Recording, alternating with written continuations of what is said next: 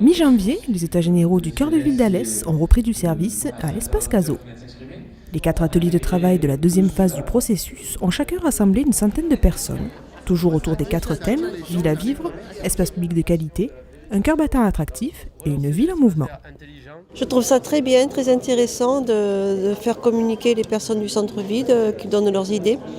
Je pense que ça va marcher, mais maintenant nous languissons que ce soit concrétisé, qu'on ait maintenant des solutions, qu'on puisse un petit peu dire ce qu'on aimerait qu'il se passe. Je trouve que c'est une excellente participation des citoyens de la ville d'Alès. Et puis c'est aussi un moment où on peut ressentir notre identité locale ici, par rapport aux aspirations des gens. Et il me semble que un certain nombre de chemins d'espérance peuvent être ouverts par cette démarche. Une deuxième phase de travail collectif qui visait à définir les orientations du diagnostic établi lors de la première phase et qui va déterminer la direction à donner avant de caractériser les actions à mettre en œuvre lors d'une troisième et dernière série d'ateliers.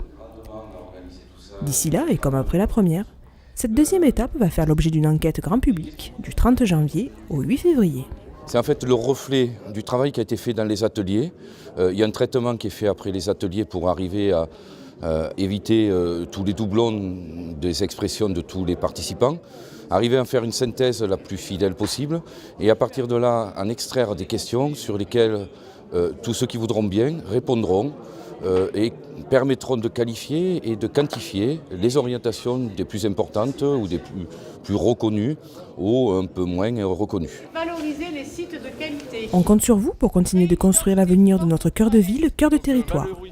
Le questionnaire sera disponible du lundi 30 janvier au mercredi 8 février sur www.alescévennes.fr et à l'accueil de l'hôtel de ville, de Mairie Prime et de la Tome.